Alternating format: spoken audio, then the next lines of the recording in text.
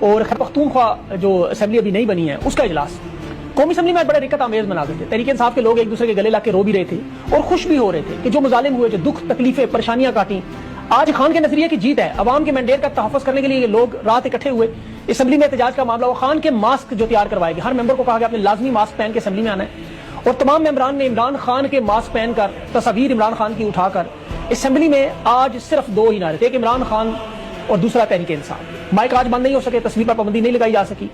خان کے ماسک کا جو نظریہ ہے وہ جمہوریت کو جھنجھوڑ کر غیرت دلوا رہا تھا. جو کاٹے مارے گئے, ریڈ لائنیں لگائے گی, دائرے لگائے گئے, صفحے پھاڑے گئے, لوگ گرائے گئے, لوگ مارے گئے, خریدے گئے, اغوا کیے گئے, توڑے گئے, کاروبار, عزتیں, چادر چار دیواری کا تقدس پامال, عوام کا حق چھینا, مینڈیٹ چھینا. آج خان کے ماسک کی صورت میں ایک ہی نعرہ گونج رہا تھا, تیرا یار میرا یار قیدی نمبر 804. یہ مائنس کراتے کراتے خان کو اتنی ضربیں دلوا کے وہ انفینٹی بن گیا, یعنی لامحدود اللہ نے عزت دے دی. پوری اسمبلی میں خان کی تصاویر, آج ہر خاص و عام عمران خان بنا ہوا تھا, جس کا نام میڈیا نہیں لینے دے رہا تھا, آج قومی اسمبلی میں گونج رہا تھا. جس کی آواز کو ڈیالہ جیل میں بند کیا گیا, اس کا خط آج BBC سمیت دنیا دکھا رہی ہے. جس کے لوگوں کے منہ کپڑوں سے ڈھانپ کے لے کے جاتے تھے, آج سر فخر سے بلند کر کے پہلے نعرہ تکبیر اور پھر عمران خان کو خراج عقیدت پیش کر دے. دیکھیں پابندی نہیں لگ سکی, نہ آواز پہ, نہ تصویر پہ, نہ جھنڈے پہ, نہ نعرے پہ. یہ لگاتے رہے بھائی, سوشل میڈیا بند, ٹویٹر بند, انٹرنیٹ بند.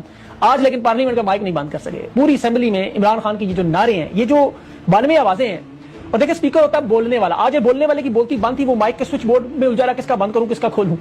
اصل جمہوریت کی ایک جھلک نظر آئی آج. اور یہ جو تحریک انصاف کا عمران خان کا نظریہ ہے پرامن جمہوریت, اسے دونوں ہاتھوں سے سلام. شندانہ نے کل کہا تھا کہ KP میں اور بلوچستان میں اتنا اسلحہ موجود ہے, لوگ سوچ نہیں سکتے, لیکن ہم نے کبھی اپنے بچوں کو یہ سوچنے بھی نہیں دیا. بچوں کی ٹانگیں کٹواتے رہے, جسموں پر زخم کھاتے رہے, نوجوان اپنے شہید کرواتے رہے, کیونکہ مقصد بڑا ہے, پاکستان سے محبت ہے. ادھر تم ادھر ہم والا نعرہ نہیں لگا سکتے, ہم ملک کو نہیں توڑ سکتے, کیونکہ ہمارا رہنما, ہمارا مرشد پاکستان جوڑنے والا ہے. اور آج دیکھیں اس نے پاکستان جوڑا. پنجاب کے لوگ فخر کر رہے ہیں خیبر پختونخوا کی تیسری مرتبہ خان کی حکومت پر. جس پنجاب پر 40 سال یہ حکومت کرتے رہے چور ڈاکو, غیور پختونوں کو بے وقوف کہتے رہے, آج نئی تاریخ رقم کریں.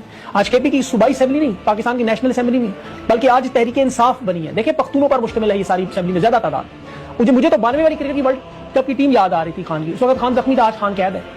دونوں اوقات میں خان کو کارنر کیا گیا تھا. اور یہ جو طاقتور آوازیں اسمبلی میں پہنچی, یقین کریں در و دیوار ہلائیں گی. علی محمد خان ہے, شیر افضل مروت ہے, شندانہ گلزار ہے, ایک ایک گھر سے 3 جنازے دینے والا شہریار افریدی ہے. یہ تصویریں خان کی سینے سے لگا کر کھڑے. وہ 90 سال کا میاں اظہر بھی مجھے نظر آ, سیاست سے ریٹائر ہے, کہتا ہے میں تو اسمبلی میں آنا ہی نہیں چاہتا تھا, افسردہ ہوں بول کہ بیٹے کو پارلیمنٹ ہے, بیٹا بیچارہ مفرور. یہ تمام لوگ جو سیاسی نہیں تھے آج سیاست میں آ چکے ہیں, کیونکہ 1947 کی یہ کہانی اب فارم 47 تک پہنچ چکی ہے. جس طرح سے 1947 میں ملک بنانے والے گھسپیٹیے تھے, آج پارلیمنٹ میں بھی فارم 47 پکڑ کر گھسپیٹیے جعلی مینڈیٹ پر عوام کی ووٹیں چھین کر دن دہاڑے ڈاکے میں موجود ہے. اس وقت فاطمہ جناح کو ان کے ہاتھ میں فارم 45 تھا اور وہ الیکشن جیت گئی تھی, ان کے پاس ثبوت موجود تھا, لیکن ایوب خان فارم 47 لا کے زبردستی حکومت بنا گیا.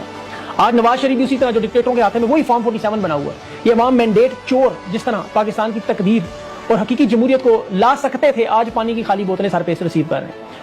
میرا ذاتی خیال ہے کہ تحریک انصاف کے لوگوں کو پانی کی بوتل جو لگتا ہے کسی کا انتخابی نشان ہوگا, جو آج لایا تھا, اگلی دفعہ اپنے ساتھ بینگن, گاجر اور مولیاں بھی لائیں. وہ انتخابی نشان لے کر آئے جو انہوں نے دیے, آج جہیز کا سامان انہیں واپس کرے, ان کی زبردستی کی شادی ٹوٹے گی, کام آئے گا ان کی.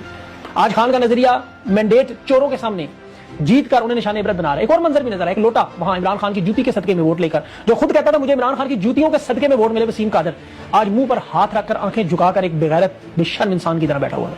انہوں نے خود کو نہیں اپنے بچوں کو بھی شرمندہ کروا دیا, ان کے دوست احباب بھی شرمندہ ہیں, رشتہ دار, خاندان والے, انہیں لوگ ایک گالی سمجھتے ہیں اس معاشرے میں. جو ایک محاورہ مقصد سنا کرتے تھے, شرم آنے جانے والی چیز ہے, بندہ بے غیرت ہونا چاہیے.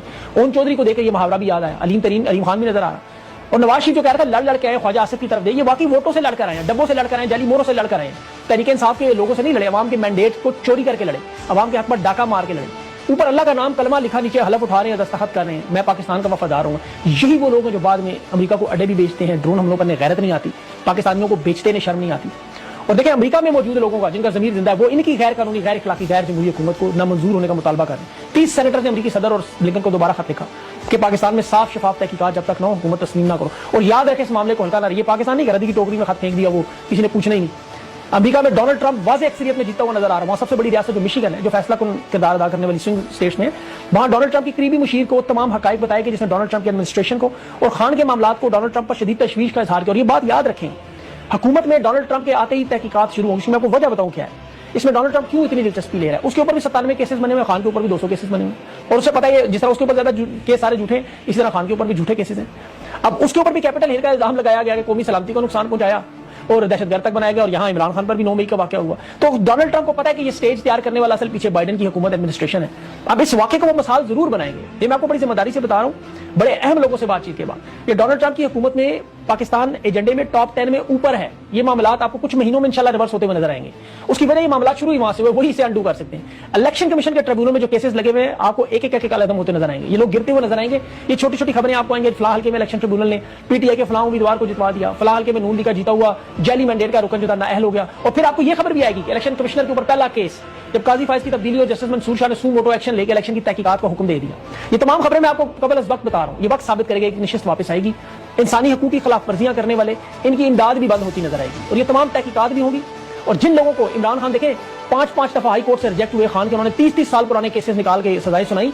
इसी तरह के तो अभी के मामलात हैं। हाँ, जनरल बाजवा शायद बच जाए, डोनाल्ड डू बच जाए, लेकिन इलेक्शन कमीशन नहीं बचेगा। ये जितने लोग 2 नंबर की हैं, या तो सारे के सारे आपको कानून के कटहरे में, या सारे के सारे आपको बर्तानिया, दुबई, बेल्जियम नजर आ रहे होंगे। ये गारंटी है आपको। और इनकी आखिरी डील यही होगी कि हमें सेफ एग्जिट दे दें, तहरीक इंसाफ अपनी हुकूमत बनाए, खान के केसेस खत्म हो, पाकिस्तान के साथ मामलात बेहतर करें। और तहरीक इंसाफ को अक्सर यही करना है। देखिए, उन्हें कुछ नहीं करना, लोग अगर में चोट मारते जाएं, पुरअमन एहतजाज करते जाएं, काली भेड़ों से खुद को बचाते जाएं, और जो असली लीडरशिप मैदान में मौजूद है वो खुलकर डट कर मुकाबला करे। और ये वक्त आपको बड़ी जल्दी गुजरता नजर आएगा। पाकिस्तान में इन्होंने जो देखे 9 मई के नाम पे फॉल्स फ्लैग ऑपरेशन किया, अब उसका भांडा फोड़ दिया। वली अहमद वली खोल के बता रहा है कि पेशावर में रेडियो पाकिस्तान बाकायदा तौर पर 50 लोग थे, वर्दी में बगैर वर्दी में, उन्होंने जलाया।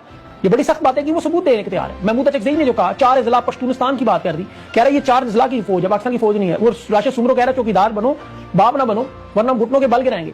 अख्तर मेंगल भी यही बातें कर रहा है, बलोचिस्तान से आजादी की बात। ये बड़ा खतरनाक मामला है, और ये मामला सिर्फ पंजाब इन्होंने अभी तक महफूज रखा हुआ है। मुझे तो भी फजलुर रहमान साहब पहले कभी असेंबली में उसे देख के खुशी नहीं हुई, लेकिन ये अब चूंकि तारीख दुरुस्त सिमत की तरफ जाने की कोशिश करने वजह चाहे इनकी अपनी जाती है, लेकिन इस एहतजाज में इसकी आवाज बड़ी मौसर अंदाज में असेंबली में पेश होगी, ये बात याद रखिएगा। और इस वक्त जो देखिए मौजूदा असेंबली में जो लोग आए हुए हैं, उन्हें रदरिया को पहले वाज़ेह पैगाम दिया गया था कि अगर आपने इमरान खान के एहतजाज को ना रोका या आपने इंतखाबात को छेड़ने की कोशिश की तो फिर मेरे अजीज हमवतनों की सदाएं आएंगी। इसीलिए भी लोग खुलकर सामने नहीं आ रहे। लेकिन याद रखें, कुछ अर्से बाद ये आपको बताएंगे कि हमें क्या क्या खिलाया गया। अगर हम ना आए तो फिर हम खुद आ रहे हैं, वसी तर मफाद में हम आए, मजबूरन हुकूमत में आए। अभी जिस तरह ख्वाजा साहब आज आपको बता रहे हैं कि जनरल बाजवा और फैज हमसे पार्लिमानी और कानूनी मामलात बाकायदा इजलास करके करवाते थे, भाई उस वक्त क्यों नहीं बोले, अब क्यों बोल रहे हो? तो इसी तरह ये 2 साल बाद आपको बता रहे होंगे कि ये हुआ वो हुआ। तहरीक इंसाफ के लोगों को मना किया जा रहा है एहतजाज से, फिर मार्शल लग जाएगा, खदशा है बड़ा। अब खजाना चूंकि खाली है, IMF के आपको पता है 3 दर्जों का मुआहदा था, एक निगरान के साथ, एक PDM के साथ और अब एक नई हुकूमत के साथ। अभी तो इनके पास तनख्वाहों के पैसे नहीं, मुफ्त दिवालिया करीब अमेरिका मदद कर देगा, चीन भी मदद कर देगा ताकि बिल्कुल जमीन पे ना जा लगे। लेकिन मैं मौलाना कौसर नियाज़ी की किताब आज पढ़ रहा था, वो और लाइन कट गई, आप देखें, उसको टाइम मिले पूरी किताब पढ़े। कौसर नियाज़ी साहब की इसमें मजहबी अमूर के उस वक्त वजीर थे, चशमदीद गवाह थे। उन्होंने इसके 22 उन्वान पर ये मुश्तमिल है। खौफनाक रात है, उसमें इंतखाबात वक्त से पहले है, मार्शल लॉ का नफाज, भुट्टो के दौर की बातें, बहुत सारी चीजें उसमें। 1970 के इंतखाबात में 25 सीटों पर धांधली हुई थी, बड़ा तफसील से जिक्र किया उन्होंने, बिल्कुल सेम आज वाले मामला।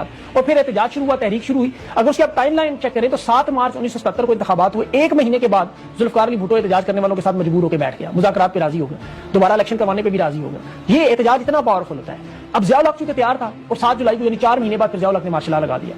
अब ये सियासी मामला उस वक्त बिल्कुल हल हो जाते। आज तहरीक इंसाफ की जिस तरह मौजूदा पोजीशन देखें, बिल्कुल वही मामला। इनकी तकरीबन 100 से ज्यादा नशिस्तें छीनी हुई हैं, बल्कि 110 हो गई होंगी। अब ये जबरदस्ती छीन ली उन्होंने, और खान की इस पर मुसलसल वीडियोस है एहतजाज की।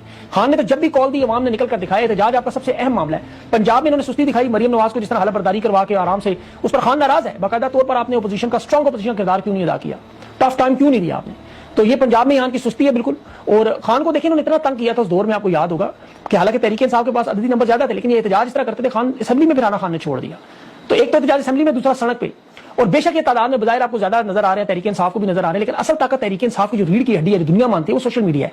फसाइयत और जुल्म के बावजूद जिस तरह तहरीक इंसाफ ने अभी भी ज्यादा नशिस्तें जीती, एक सूबे में हुकूमत भी बना ली, बल्कि अब इन्हें सिर्फ अपनी सफबंदी करके एहतजाज का मामला शुरू करना है। तहरीक इंसाफ की वारदात इनकी नाकाम कर सकती है अगर ये एहतजाज में अपना एक तसलसल लाते रहे। खान को ये कह रहे हैं जमानत हम दे देंगे, अंदरूनी खाना जो तहरीक इंसाफ के लोगों की गलत बात है, ये कभी भी नहीं करेंगे। सिर्फ और सिर्फ अवाम का एहतजाज और अमेरिका का दबाव, और तीसरा रास्ता कोई नहीं है।